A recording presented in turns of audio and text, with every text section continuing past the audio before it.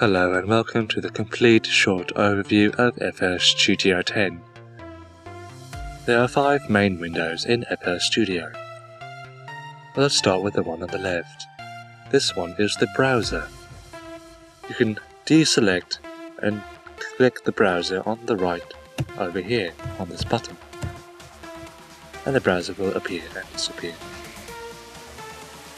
The browser is to access all your files, such as recorded audio, plugins, and so on.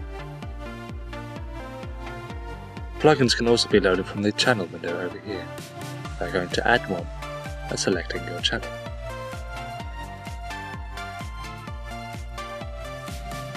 Let's move on to the step sequencer. This window is for sequencing drums and MIDI information. You can draw in notes to make simple patterns, or go into the piano roll. Let's try going to the piano roll for this 3x oscillator. Highlight the green part next to the 3x oscillator, then click on your piano roll until it says 3x oscillator up at the top. Maximize it to make it easy to work with. You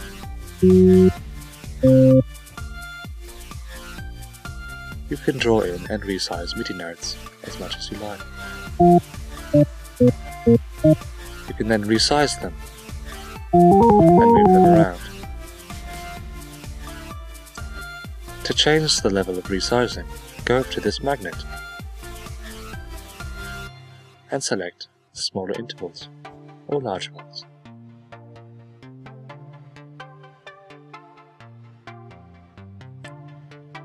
Use the bar on top to scroll around and resize.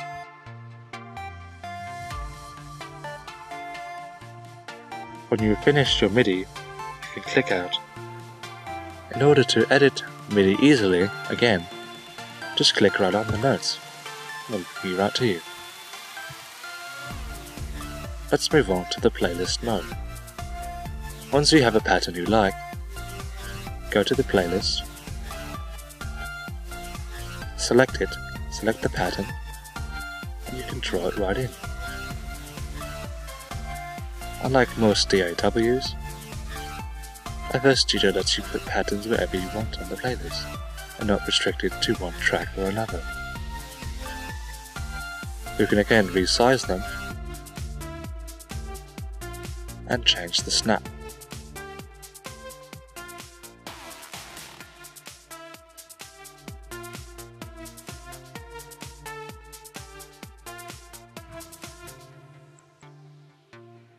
There are several tools in the playlist that are quite useful.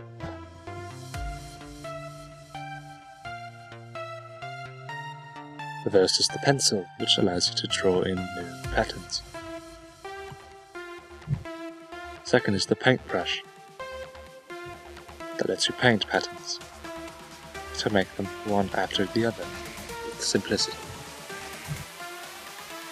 Another is the slice tool, which lets you slice right down and cut patterns in half.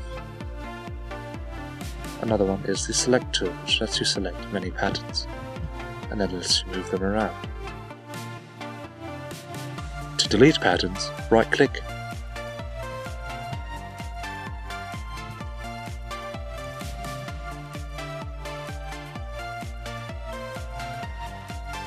Let's observe the pattern and song modes above.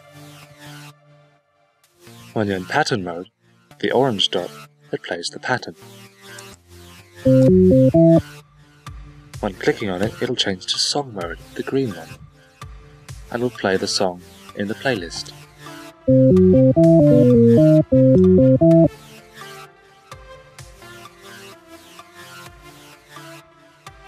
Let's create another pattern for example. Click on pattern 1 and click insert 1 to create a new pattern. The pattern automatically wants you to rename it, so rename it to whatever you like. Right click on the kick and fill each 4 steps. to make a nice, coherent kick drum.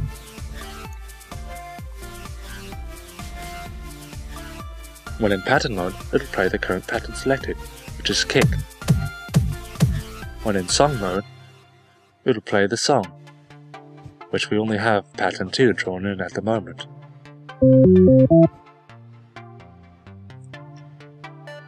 Now let's move on to the mixer. This XebraStudios mixer has 99 channels, with 4 extra send tracks, as well as a master bus. By clicking on each channel and clicking the arrow, you can assign different mixer tracks. The mixer track number assigned is the number on the right, but to make it easy, you can go assign free mixer track. It'll assign it to the next available mixer track and name it for you. Let's do the same with the 3x oscillator. Hit the arrow and say assign free mixer track. On the right are effects that you can add. Let's add a simple fruity delay.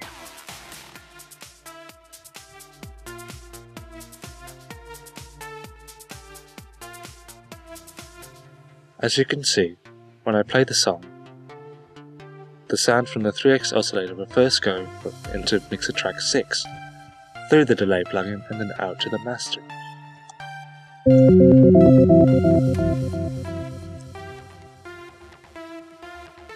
In order to mute the mixer tracks, or the plugin, or the effect, just hit the green dot.